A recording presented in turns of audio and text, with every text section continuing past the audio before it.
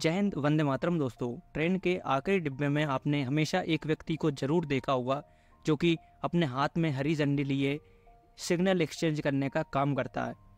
जी हाँ, उसे हम जानते हैं ट्रेन मैनेजर के नाम से।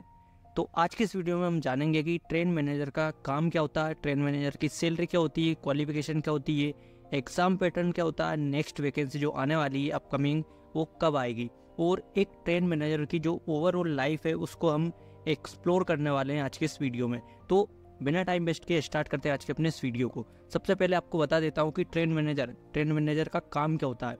देखिए, इसके नाम से ही जैसा कि पता चल रहा है हमें, ट्रेन मैनेजर यानी कि ट्रेन का मैनेजर जो कि पूरी ट्रेन का इंचार्ज होता है। इसके हाथ में इमरजेंसी ब्रेकिंग वगैरह सब कुछ कंट्रोल होता है। इंचार्ज से मतलब है कि जैसे अगर कोई गुड्स ट्रेन का ट्रेन मैनेजर है तो पूरे जो गुड्स की जिम्मेदारी है वो एक ट्रेन मैनेजर की होती है। इसके अलावा अगर कोई पैसेंजर ट्रेन का ट्रेन मैनेजर है तो पूरे पैसेंजर की सुरक्षा की और सब कुछ जिम्मेदारी एक ट्रेन मैनेजर की होती है। ट्रेन मैनेजर का एक काम ये भी होता है कि ट्रेन कब कहाँ किस स्पीड से किस गति से निकली है।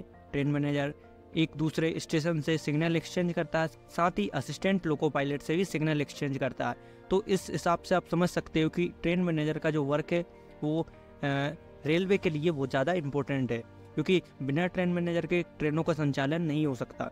हालांकि कुछ दिन पहले जो चल रहा था कि गुड्स ट्रेन में जो एक इलेक्ट्रॉनिक सिस्टम है उसको इनपुट किया गया, लेकिन अभी तक पैसेंजर ट्रेन में बिना कोई ट्रेन मैनेजर के ट्रेन नहीं चल सकती। तो इसीलिए जो ट्रेन मैनेजर की एक पोस्ट है बहुत इम्पोर्टेंट हो जाती है इंडियन रेलवेज़ में। बात करते हैं इनके ड्यूटी शेड्यूल की, तो आपको जैसे इनके काम से ही पता चल रहा होगा कि ये एक रनिंग स्टाफ का काम है, जिसमें कि इनका कोई भी ड्यूटी शेड्यूल नहीं होता है। जिस तरीके से ट्रेन के एएलपी और लोको पायलट होते हैं, सेम उसी तरीके से ट्रेन के मैनेजर होते हैं और इनका कोई भी ड्यूटी शेड्यूल नहीं होता है। तो इस तरीके से आप समझ सकते हैं कि जो ट्रेन मैनेजर का काम है वो कितना महत्वपूर्ण है। चलिए बात करते हैं कि ट्रेन मैनेजर बनने के लिए आपकी एजुकेशनल क्वालिफिकेशन क्या होना चाहिए। तो देखिए, अगर आपको एक ट्रेन मैनेजर बनना है तो आपकी एजुकेशनल क्वालिफिकेशन में आपकी 12th कंप्लीट होना चाहिए। इसके अलावा आपने किसी भी मान्यता प्राप्त बोर्ड से ग्रेजुएशन कंप्लीट की हो, यानी कि आपकी ग्रेजुएशन कंप्लीट होना चाहिए, जिसमें कि जो भी फाइनल ईयर के कैंडिडेट हैं वो आरआरबी एनटीपीसी में यानी कि ट्रेन मैनेजर के पद के लिए अप्लाई नहीं कर सकते हैं। आपकी ग्रेजुएशन कंप्लीट होना चाहिए। ट्रेन मैनेजर बनने के लिए एज क्या होना चाहिए, तो एज देखिए, आपकी जो एज है वो ट्रेन मैनेजर बनने के लिए 18 से लेके 33 साल के बीच होना चाहिए। साथ ही जो ओबीसी के कैंडिडेट हैं इनको 3 साल का रिलैक्सेशन अलग से मिल जाता है, यानी कि 18 से और 36 साल तक ओबीसी कैंडिडेट अप्लाई कर सकते हैं। बात करते हैं SC ST कैटेगरी के कैंडिडेट, तो ये 18 से लेकर 38 साल तक अप्लाई कर सकते हैं। इसके अलावा बहुत से लोगों के मन में डाउट रहता है कि ट्रेन मैनेजर बनने के लिए आपके पास मेडिकल में क्या क्या होना चाहिए। तो मेडिकल में सबसे इम्पोर्टेंट चीज़ आती है आपका आई विज़न। अगर आपका डिस्टेंस विजन 6/9 भी है ना, 6/9 डिस्टेंस विजन, और इसके अलावा नियर विज़न 0.6 भी है, कितना 0.6 भी अगर नियर विज़न है तो आप इसमें अप्लाई कर सकते हैं। यानी कि इससे ज़्यादा नहीं होना चाहिए, इससे कम है तो कोई दिक्कत नहीं होगी, अगर इससे ज़्यादा है तो फिर आपको प्रॉब्लम हो जाएगी। इतना तो मिनिमम इसमें चाहिए। इसके अलावा आप शारीरिक रूप से पूरे जो आपका हाइट वेट है वो बॉडी के हिसाब से फिट होना चाहिए, परफेक्ट होना चाहिए। आपको मानसिक रूप से इसके लिए पूर्णतः सही होना चाहिए। तो ये हो गई इसकी मेडिकल की बात करते हैं इसमें सैलरी। तो देखिए, स्टार्टिंग में जब आप आरआरबी एनटीपीसी के माध्यम से ट्रेन मैनेजर बनते हैं, तो जब आप गुड्स ट्रेन के ट्रेन मैनेजर बनते हैं उस समय आपकी जो अप्रोक्स सैलरी है वो 45K प्लस होती है। इसका जो ग्रेड पे होता है वो रहता है 2800। तो यानी कि आप मान सकते हैं कि जो ट्रेन मैनेजर के पद पर कोई भी व्यक्ति नियुक्त हुआ है तो उसकी स्टार्टिंग सैलरी लगभग 45,000 के ऊपर ही होगी। इसके अलावा हम बात करते हैं कि प्रमोशन क्या क्या होते हैं एक ट्रेन मैनेजर के लिए। तो देखिए, क्योंकि सबसे इम्पोर्टेंट तो वही है ना, अगर आप किसी विभाग में कहीं पर जा रहे हो तो उसमें आपको प्रमोशन के क्या क्या चांस मिल रहे हैं, ये आपके लिए बहुत ज़्यादा इम्पोर्टेंट है। तो देखिए, ट्रेन मैनेजर का जो प्रमोशन है वो ऐसा होता है कि सबसे पहले तो आपको जो 50 दिन की यहाँ पर ट्रेनिंग होती है, ट्रेनिंग के बाद में आपको इंडिपेंडेंट ड्यूटी करना रहता है, जिसमें कि आपकी जो लगभग 6 से 7 साल तक जो अपनी गुड्स ट्रेन होती है उसके ट्रेन मैनेजर रहते हो।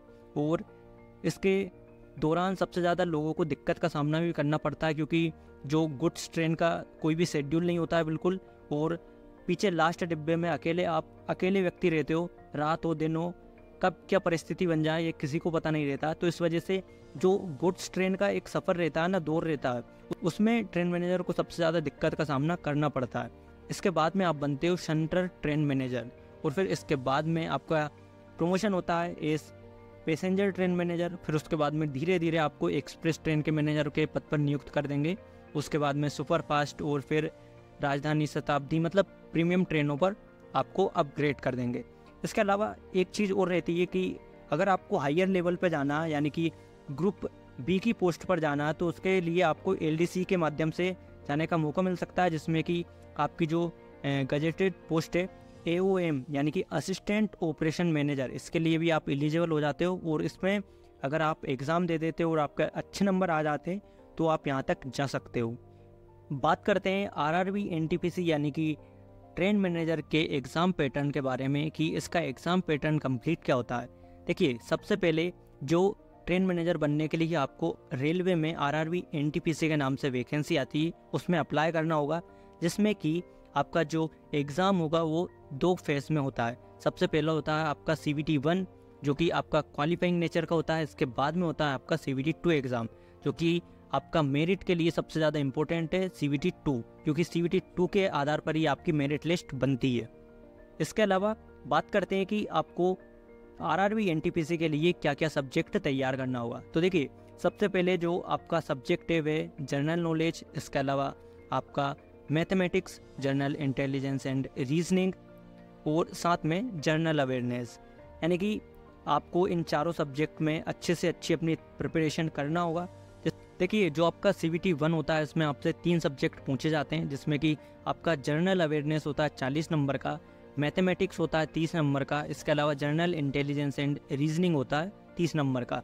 टोटल मिलाकर आपको 100 प्रश्नों का आंसर देना होता है, जिसमें कि आपको 100 के 100 ही नंबर मिलते हैं, एक प्रश्न का एक ही नंबर मिलता है, और टाइम मिलता है इसमें आपको 90 मिनट का, यानी कि 1.5 घंटे में आपको 100 प्रश्न हल करना है। CVT 1 में 1/3 की इसमें नेगेटिव मार्किंग होती है। इसके अलावा बात करते हैं CVT 2 की, तो CVT 2 में आपको वही सेम जनरल अवेयरनेस के क्वेश्चन आते हैं, जो कि 50 क्वेश्चन आते हैं, और मैथमेटिक्स के आते हैं आपके 35 क्वेश्चन। इसके अलावा जनरल इंटेलिजेंस एंड रीजनिंग के आते हैं 35 क्वेश्चन, यानी टोटल आपके जो प्रश्नों की संख्या है वो CVT 2 में 120 होती है, और इसमें आपको एक प्रश्न के लिए एक ही नंबर मिलता है। टाइम मिलता है इसमें आपको 90 मिनट का, यानी कि सेम 1.5 घंटे आपको CVT 2 में मिलेगा।